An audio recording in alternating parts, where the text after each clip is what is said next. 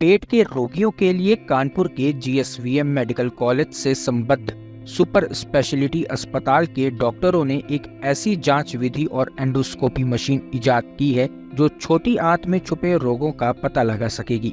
Blown endoscopy नाम की आधुनिक मशीन से एक मरीज की सफल जांच एवं ऑपरेशन कर सफल उपचार के बाद बेहतर नतीजा सामने आया है। अब इस विधि से पेट के गंभीर रोगियों के इलाज में आसानी होगी। जीएसवीएम मेडिकल कॉलेज कानपुर के सुपर स्पेशलिटी की विशेष जांच और उपचार की सफलता और प्रयोग करने वाले डॉक्टर विनय कुमार ने बताया है कि यूपी में यह अपनी तरह की पहली जांच विधि है जिसके द्वारा मरीज को उपचार में आसानी होगी। ब्लोन एंडोस्कोपी के द्वारा पेट के अंदर छोटी आंत की जो लगभग 6 मीटर जीवित व्यक्ति में और मृत व्यक्ति में 9 मीटर की होती है उसकी जांच में यह विधि सहायक है। इससे जिन जगहों पर मशीन नहीं जा पाती है यह ब्लोन एंडोस्कोपी मशीन से आसानी से देखा जा सकेगा। यह ऐसी स्थिति में भी कारगर है जब आंतों में कभी कभी साधारण एंडोस्कोपी मशीन फंस जाती है। इस मशीन के माध्यम से आंत को खींचकर रोग का पता लगाया जा सकता है। जांच के बाद जिस रोग से मरीज को तकलीफ है उसकी सही जानकारी मिलते ही तत्काल इलाज कर मरीज को राहत मिल जाती है। डॉक्टर विनय ने बताया कि इस विधि से एक 42 वर्षीय पेट के मरीज की जांच कर रोग का पता लगाते हुए सफल उपचार किया गया है। अब मरीज पूरी तरह से स्वस्थ है। इस दौरान मेडिकल कॉलेज के प्राचार्य प्रोफेसर डॉक्टर संजय काला, डॉक्टर सीमा द्विवेदी उपस्थित थे। तो हमने इसका एग्जाम्पल लेते हैं जो मरीज का किया है। तो ये करीब 42 साल का था, एक कानपुर का ही रहने वाला है कि बार बार उसको बीच में 2-2, 3-3 महीने में पेन होता था, बहुत तेज़ पेन होता था। तो कई बार एडमिट होना पड़ता था उसको, कई बार इंजेक्शन लगवाने पड़ते थे, एडमिट होना पड़ता था।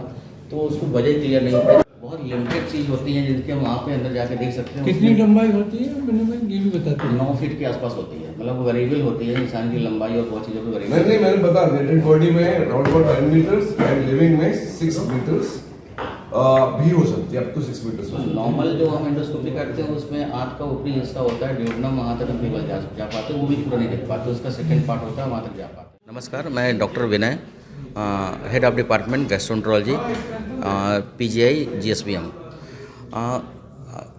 एक पेशेंट हम लोगों के पास में आया जिसको कि उसकी उम्र 42 साल की थी। यही कानपुर का बिराना रोड का रहने वाला था।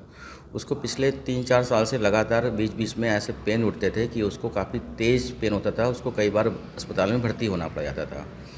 उस पेट में दर्द के अलावा उसको जब होता था पेट में दर्द तो पेट फूल जाता था, उल्टियाँ शुरू हो जाती थी। कई बार तो उसको घर में भी इंजेक्शन के डोज लगवाने पड़े। वो पिछले 3-4 साल से इधर उधर डॉक्टरों को दिखा रहा था। कई बार उसकी बीमारी पकड़ में नहीं आई। तो जब हमारे पास लास्ट वीक में आया तो सबसे पहले हम लोगों ने ये संदेह पैदा हुआ कि उसकी आंतों में कहीं ना कहीं रुकावट हो रही है। इसकी वजह से हम लोगों ने सीटी स्कैन प्लान किया। सीटी स्कैन में ऐसा संदेह पैदा हुआ कि कहीं पे छोटी आंत के लास्ट हिस्से में कहीं ना कहीं रुकावट है। तो छोटी आंत को देखने का तरीका जो हम लोग के पास में है बहुत ही लिमिटेड तरीके होते हैं। उसमें एक जाँच होती है, इसको बोलते हैं सिंगल बलून एंडोस्कोप।